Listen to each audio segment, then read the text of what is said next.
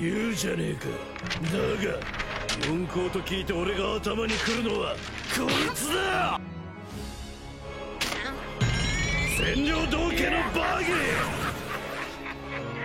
聞いたかお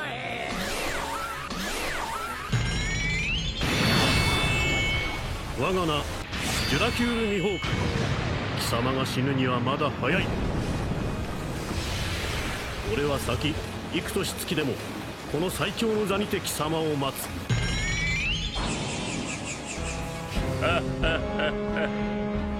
久しぶりだな麦わら。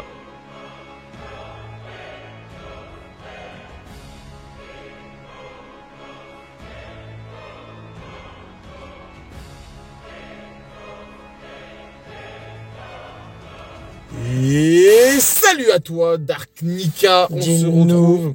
C'est un Nika du côté du Yin ou du Yang. Eh oui, noir ou blanc. Exactement, côté obscur, côté de la force. Choisissez votre camp. Monkey, imagine les Mugiwara face à leur peur. Ah là là. Est-ce que un Dark Mihawk apparaît devant Zoro?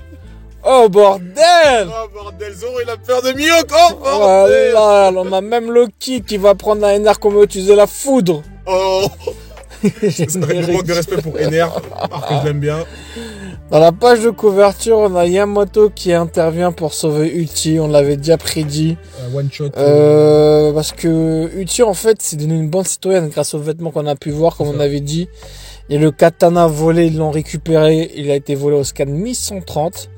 Ça serait cool de voir une alliance, voilà, Page-One, Uchi, Yamato, tout ça. Ça serait pas mal. Momonosuke, franchement, Wano sera plus puissant.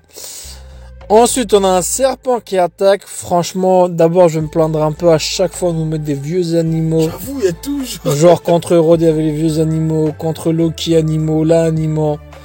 À un moment donné, il faut se calmer. C'est normal après que One Piece dure 30 ans. Puis on a Saoro, l'ancien vice-amiral qui utilise du haki, couche le serpent. Ouais, c'est pas mal ça. Et on voit, franchement, le scan a petit 6 sur 10. Hein. Ouais, c'est un petit scan. Ouais. Un petit scan. Et on voit les enfants en mode somnambule qui avancent en dormant et d'autres bêtes apparaissent. Franchement, la page elle est pas mal. Hein. Où t'as toutes les bêtes qui apparaissent là. Ah ouais, ça oui. Ouais, franchement, j'ai kiffé. Hein. J'avoue.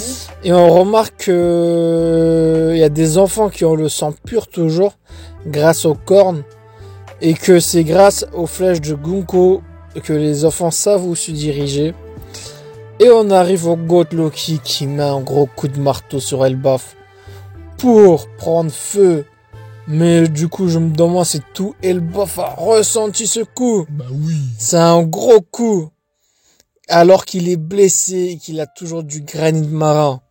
Il est pas à 100% quoi. C'est une dinguerie. C'est une dinguerie ce personnage. Imagine sur la chaîne. Oh là là, et qu'il est pas blessé. Oh là là. Et qu'il a Lola à côté. Puis est-ce que c'est une capacité de son marteau, la foudre? A-t-il mangé son marteau, a-t-il mangé un fruit? Ou est-ce dû au fruit de Loki? Et pour les jeunes, il y a plein de gens qui se plaignent parce qu'ils maîtrisent la foudre en fait, Loki, d'après ce qu'on voit. Ouais. Parce que c'est le fruit de Ener. Je vais juste vos ratios avec le feu. On a Sabo, Akenu, la version Wish de OVN. On a Big Mom, on a Kaido. Tout le monde maîtrisait le feu, tu vois. La foudre là, le Loki qui maîtrisait avec ça, ça. Ouais, Kinemon qui coupe le feu, tu vois. On a plein de personnages. Et là, Loki qui maîtrise la foudre grâce à son marteau, ça me dérange pas. Sanji, Marco, bref. Et on apprend que ces monstres sont la peur des enfants qui prend forme réelle. À mon avis, pour moi, c'est le fruit du Kirin, là, celui Killingam, qui a le fruit du cauchemar. Oh, c'est une dinguerie ce fruit, hein, si ça existe, c'est ça là? C'est une dinguerie, t'as vu? C'est une dinguerie. Mais l'ours là qu'on voit, qui a peur de cet ours? Il est trop mims. On a Fenrir, le serpent de Midgard. Surtout, tout le monde a parlé du Darnika. Un géant qui ressemble peut-être à Loki. On a le nuage de Zeus qui ressemble à Zeus. Surtout, Big Mom. Tu as vu Big Mom ou pas? J'ai vu Big Mom, ouais. Elle est juste là. Pour moi, franchement, peut-être que Big Mom a une descendance dans Elbaf. Parce que c'est pas normal que quelqu'un pense à Big Mom qui prend forme. Ouais, c'est bizarre. Pour moi, c'est une descendance où tellement elle a traumatisé les géants. La nouvelle génération s'en rappelle toujours. On apprend que la plus grande crainte de Gunko et Nika, c'est normal. Corazon nous avait dit que les dés dévoraient les enfants qui se conduisaient mal. Et Gunko, sale pute, t'es servi, on a 2 Nika sur Elbaf. Loki, Luffy. Alors attends, faut pas dire ça parce que j'ai l'impression que... Tu sais qu'il y a des théories que j'ai vues, comme quoi Gunko, c'est peut-être une gentille. Comment ça? Pourquoi est-ce que Gunko, elle a une casquette avec des lunettes? T'as pas remarqué que c'est la même chose que tous les... comment ils s'appellent, les révolutionnaires? Ah, pourtant c'est une infiltrée du révolutionnaire? Alors, moi, je valide pas trop cette théorie, mais c'est intéressant de savoir que tous les révolutionnaires, ils ont une sorte de chapeau avec des lunettes, et comme par hasard, elle aussi. Je sais pas.